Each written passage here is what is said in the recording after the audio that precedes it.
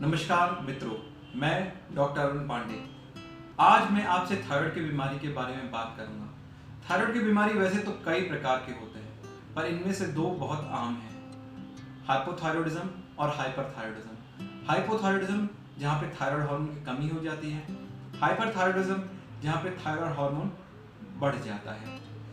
इस बीमारी को पकड़ने के लिए अक्सर हम TSH टेस्ट करते हैं। TSH अगर 10 के ऊपर हो तो सबको इलाज की जरूरत होती है। 5 से 10 के बीच में हो या अपर लिमिट ऑफ नॉर्मल से लेकर 10 के बीच में हो तो बहुत स्पेसिफिक कंडीशन होता है जहाँ पे ट्रीटमेंट की जरूरत होती है, जैसे कि प्रेगनेंसी हो, इनफर्टिलिटी हो, मेंस्ट्रुअल इरेगुलरिटी हो, पीरियड में गड़बड़ी हो, T4 टेस्ट लो हो, गॉइटर हो, एंटी-TPO एंटीबॉडी एक टेस्ट होता है, यदि ये पॉजिटिव हो या किसी को बीमारी के लक्षण हो तो थायराइड की दवाई की जरूरत होती है, वरना 10 के ऊपर जाए तो ही इलाज की जरूरत है। प्रायः ये देखा जाता है कई बार हल्का सा थायराइड बढ़ा है, TSH रिपोर्ट बढ़ा है तो दवाई स्टार्ट हो जाती है। कोशिश करें ऐसे वक्त पे दवाई ना स्टार्ट करें, बहुत स्पेसिफिक इंडिकेशन है तो ही स्टार्ट किया जाए, वरना नहीं। अब ये तो रहा ओवरव्यू थायराइड की बीमारी किस प्रकार की होती है, कैसे हम लोग जांच करते हैं और कब दवाई शुरू करते हैं। अब एक बहुत इंपॉर्टेंट चीज है दवाई लेने की विधि।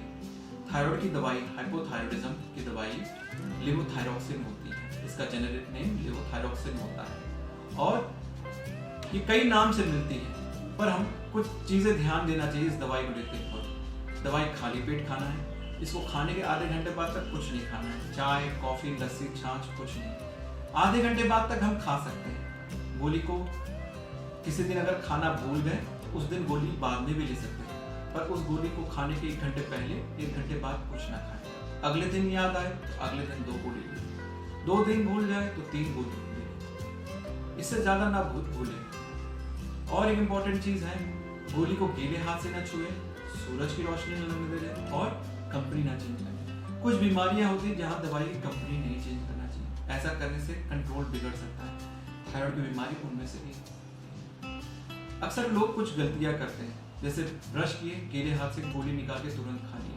तो ये बहुत महत्वपूर्ण है कि हम ब्रश करके हाथ अच्छे से सुखा ले, दवाई को ढक्कन में ले और तभी खाएं। गोली को खिड़की के पास रखें, जिस समय रखें उस समय तो सूरज की रोशनी नहीं आती है, पर जैसे ही दिन ढलता है सूरज अपनी दिशा बदलता है, गोली पे सूरज की रोशनी पड़ने लगती है। ऐसे में जो है दवाई खराब हो सकती है, दवाई को सूरज की रोशनी से खराब हो जाती है, तो ऐसे करने से बचिए। और कुछ महत्वपूर्ण चीज प्रेगनेंसी के लिए, जो महिला जब भी गर्भ धारण करे अपने डॉक्टर से तुरंत मिले। क्यों? ऐसे परिस्थिति में थायराइड की दवाई को 1.25 से लेकर 1.5 गुना करना होता है। अगर हम ऐसा नहीं करते हैं तो बच्चे में हल्का मतिमंदा होने का डर रहता है। इसलिए जैसे ही गर्भ धारण करें अपने डॉक्टर से तुरंत मिले और थायराइड की दवाई में परिवर्तन करें।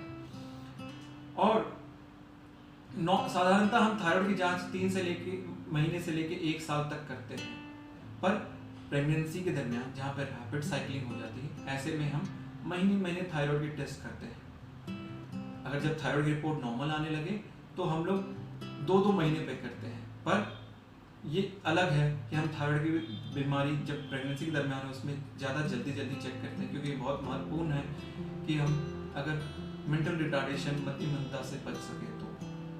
और प्राय एक गलती करते हैं लोग, दवाई लेते हैं, कुछ दिन बंद कर देते हैं। अक्सर थायराइड की दवाई, हाइपोथायरॉयडिज्म की दवाई जिंदगी भर चलती है। अपने डॉक्टर की सलाह के अनुसार दवाई नियमित रूप से लेते रहें।